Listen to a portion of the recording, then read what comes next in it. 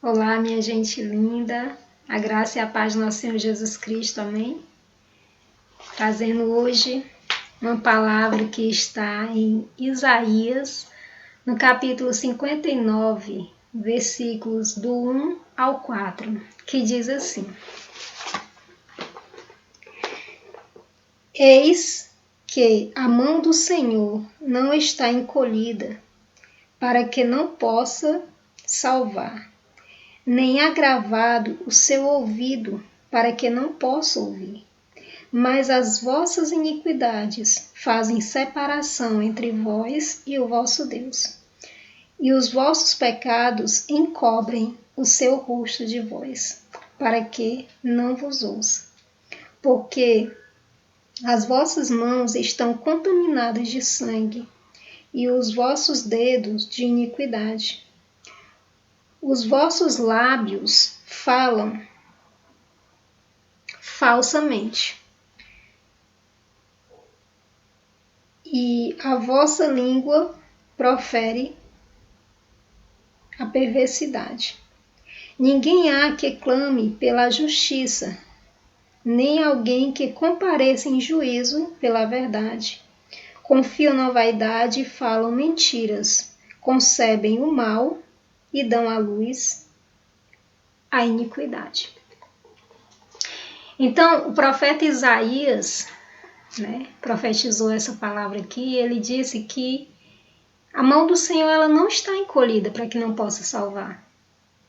E nem os ouvidos dele estão agravados, ou seja, estão danificados para que não possa ouvir. Então ele está dizendo, Deus ele não mudou. Deus ele quer salvar e ele tem poder para salvar. E que ele pode ouvir as nossas orações. Aí ele vem dizendo no versículo 2, mas, todavia, porém, são os pecados, as iniquidades das pessoas que têm feito separação de Deus, aliás, da gente, dos homens e de Deus. Porque o pecado somos nós que cometemos, o erro somos nós que cometemos. E os nossos pecados, nossos erros, eles fazem separação de nós e de Deus. Por quê? Quando nós erramos, logo vem o quê? A culpa. Logo vem a culpa, logo vem o medo de se aproximar de Deus. Vem a culpa de achar que nós não merecemos que Deus olhe para nós e que Ele faça alguma coisa pela gente.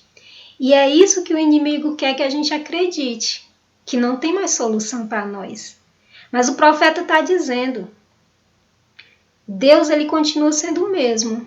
Ele ainda quer salvar, ele ainda quer livrar, ele quer cuidar, ele quer nos proteger. E os ouvidos dele estão prontos a ouvir. Então o que é que nós temos que fazer? Reconhecer os nossos erros. João fala na carta dele, na primeira carta, ele diz assim, no primeiro capítulo, no versículo 8 e 9, por ali ele diz assim, se vocês confessarem os seus pecados, ele é fiel e justo para vos perdoar os pecados e vos purificar de toda iniquidade. Então, quando nós confessamos para Deus o que fizemos de errado, chegamos para Deus e dizemos, Senhor, me perdoa por eu ter tomado essa atitude, por eu ter feito isso, que eu sei que te desagradou. Então, quando nós chegamos diante de Deus, a Bíblia diz, a Bíblia também fala, aquele que confessa o seu pecado encontra misericórdia, recebe misericórdia. Mas aquele que encobre, ou seja, não revela, não diz para Deus, não confessa para Deus. Então aquele que encobre o pecado, esconde o pecado, não alcançará misericórdia. Então a vontade de Deus é que a gente confesse o nosso pecado, que a gente reconheça que errou e peça perdão de coração. O arrependimento é mudança de atitude. Não é simplesmente de boca, você se arrependeu porque descobriram seu erro ou algo assim, mas é você dentro do teu coração, você ter a consciência de que você pecou contra Deus, como Davi fez. Quando o profeta confrontou Davi com o pecado dele, Davi disse: eu pequei contra os céus, eu pequei contra Deus, e pediu perdão a Deus, né? Pediu perdão a Deus, e Deus o perdoou.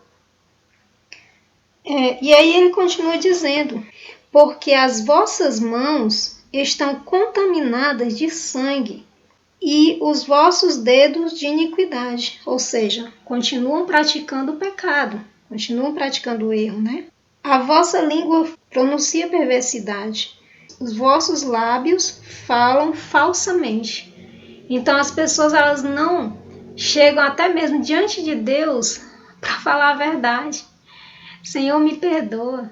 Senhor, tu sabe do meu coração, tu sabe de como eu tenho vivido, das minhas atitudes, mas as pessoas não confessam nem diante de Deus, porque isso aqui o profeta está falando em relação a Deus, não ao seu próximo. Ele diz que eles pronunciam falsidades, ou seja, eles são falsos no falar.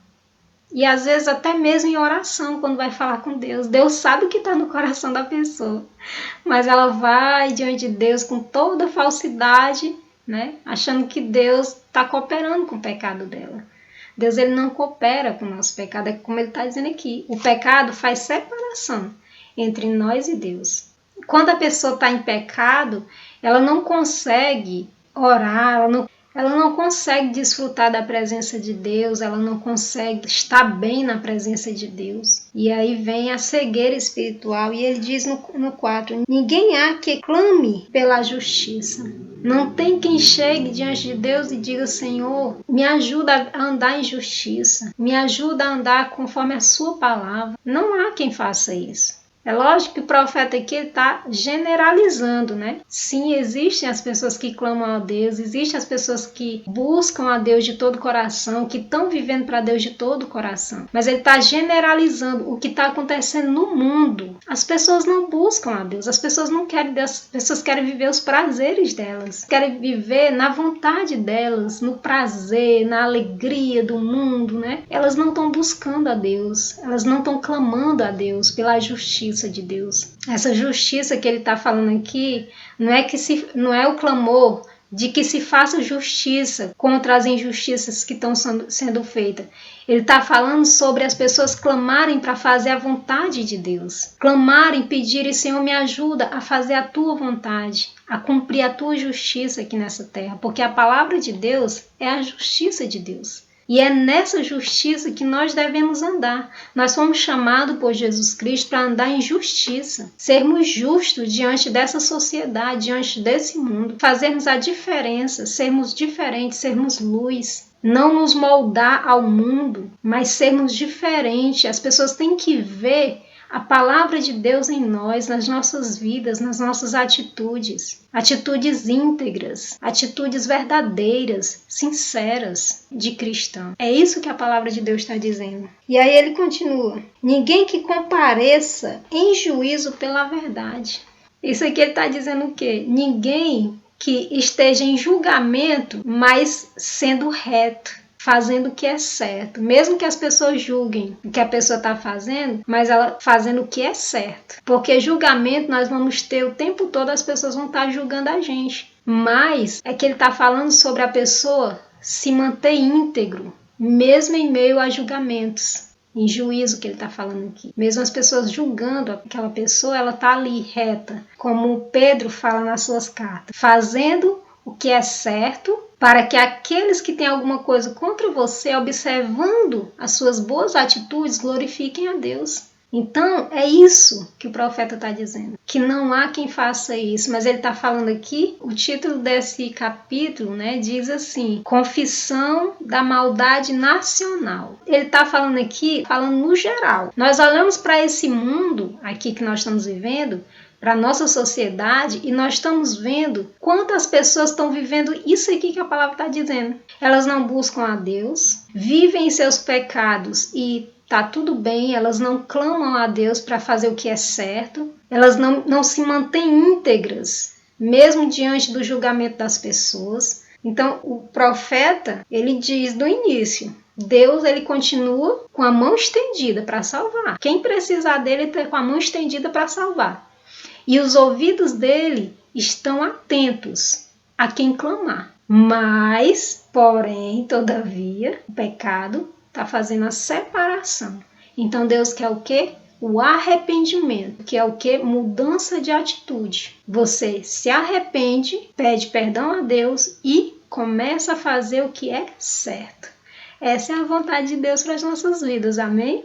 Então essa foi a palavra que veio ao meu coração para compartilhar com você hoje. Eu espero que o Senhor fale o teu coração e que o Espírito Santo te ajude a andar em retidão perante o Senhor. Amém? Beijo.